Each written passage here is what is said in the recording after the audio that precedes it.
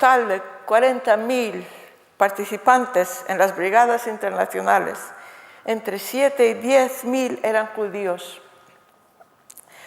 Tan solo con la Brigada Lincoln estadounidense llegaron 3.000 combatientes, 1.250 de ellos, rozando la mitad del total, eran judíos.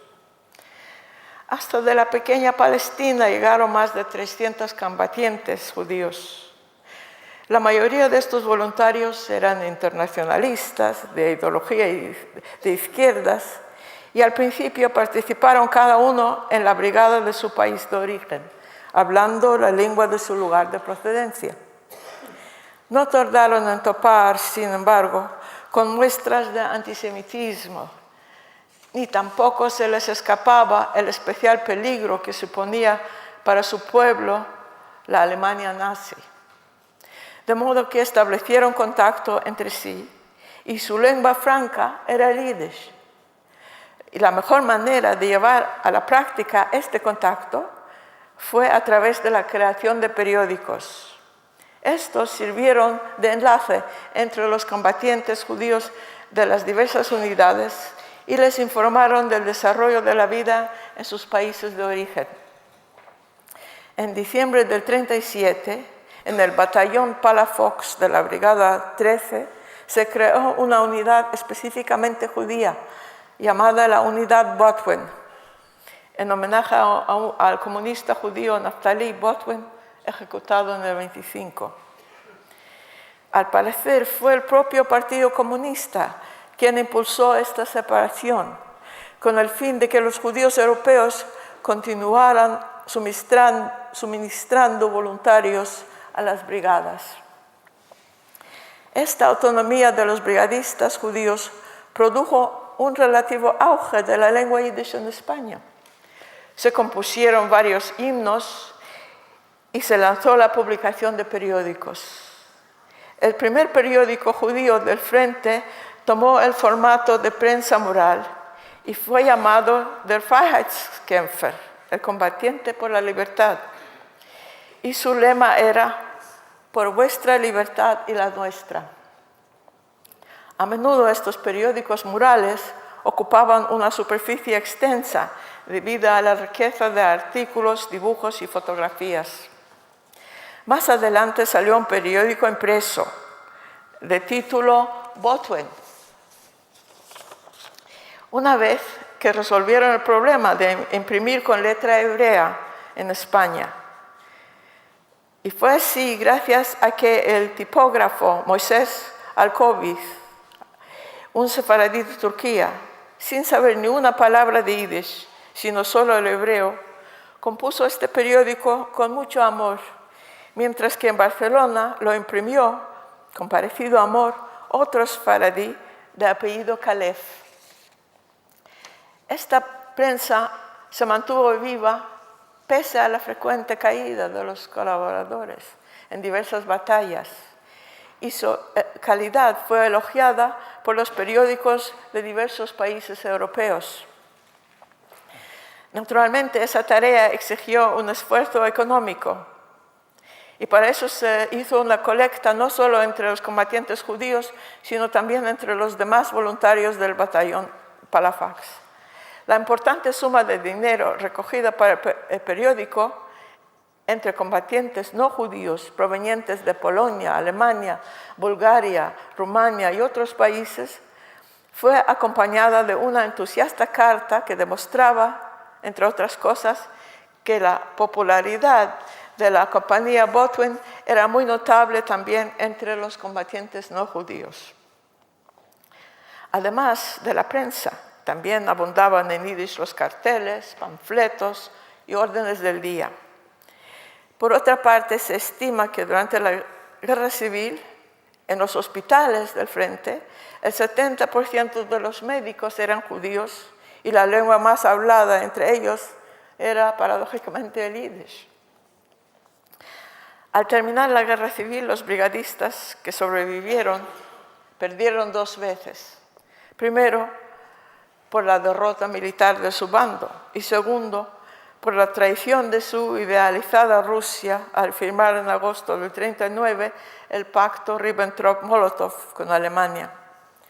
Muchos de aquellos voluntarios y parlantes terminaron internados en los campos de concentración de Saint-Cyprien y de Gurs en los Pirineos franceses.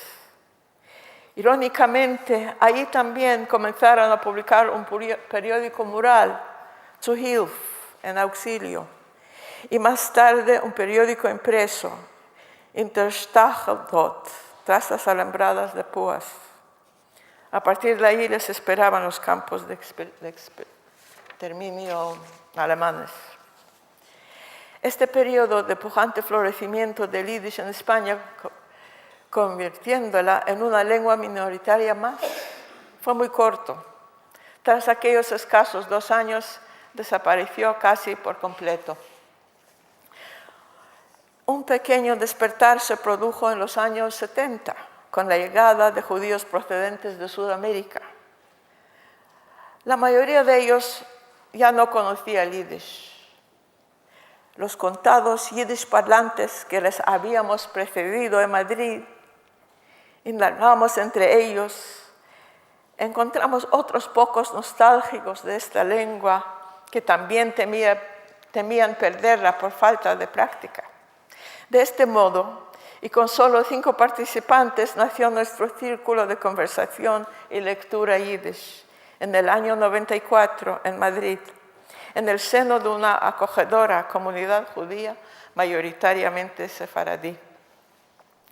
Con el tiempo llegamos a tener unos 17 participantes y continuamos reuniéndonos una vez al mes con asistencia variable hasta hoy.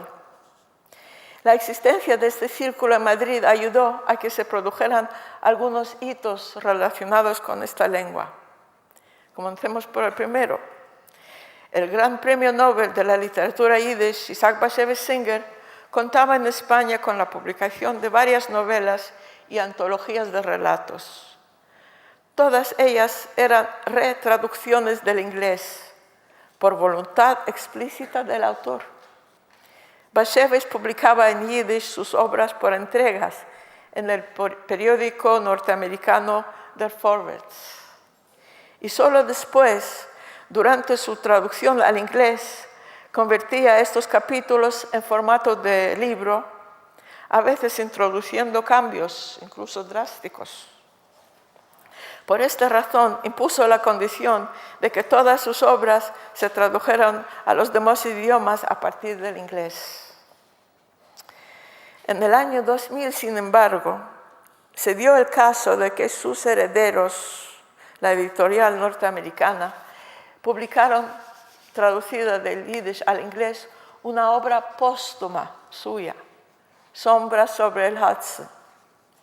Y por tanto, la condición anteriormente citada ya carecía de vigencia.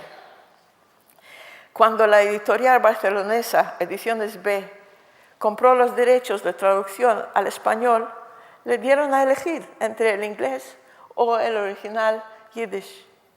Y con este motivo se descubrió en España que Bashevis Singer, pese a sus 55 años de residencia en Estados Unidos, escribió solo en yiddish. La editora Susana Andrés, dando preferencia a la calidad sobre la opción más fácil y cómoda, se decantó por la versión original.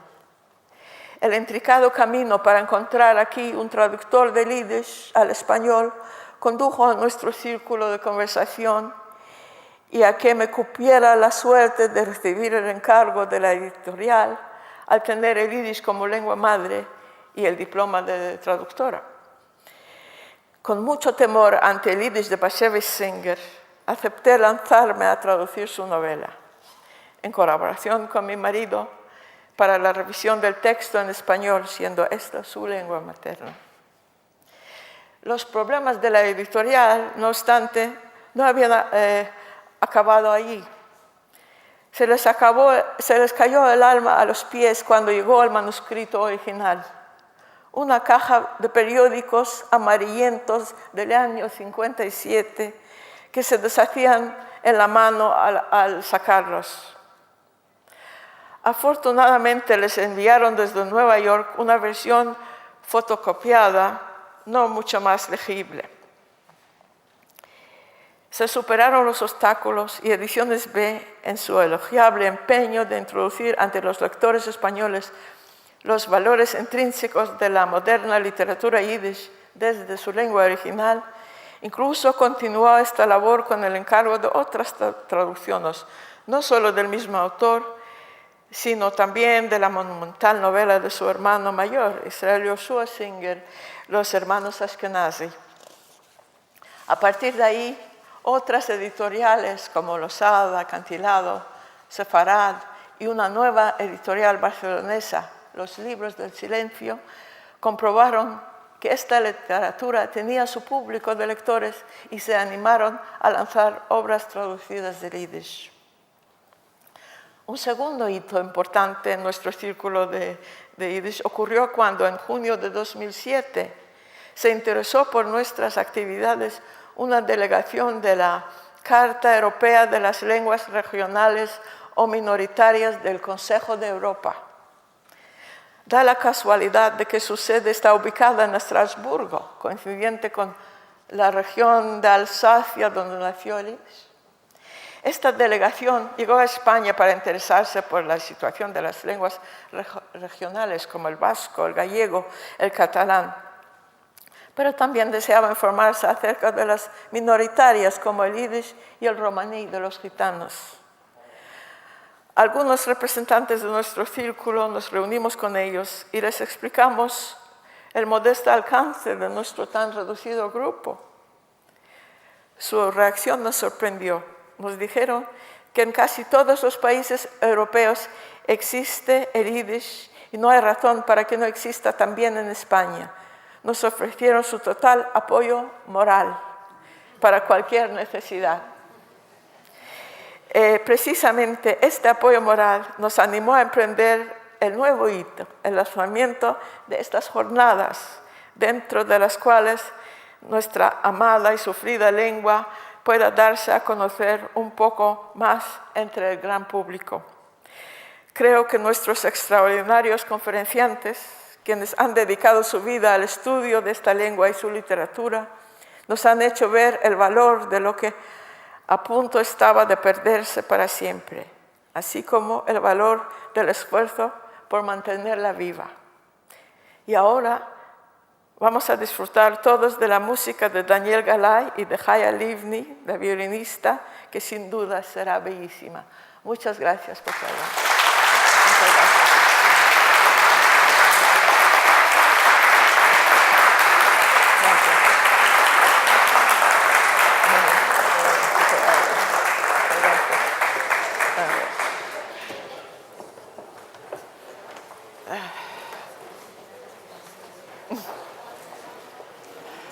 Tuve que correr. Muy brillante, muy brillante. Muchas gracias.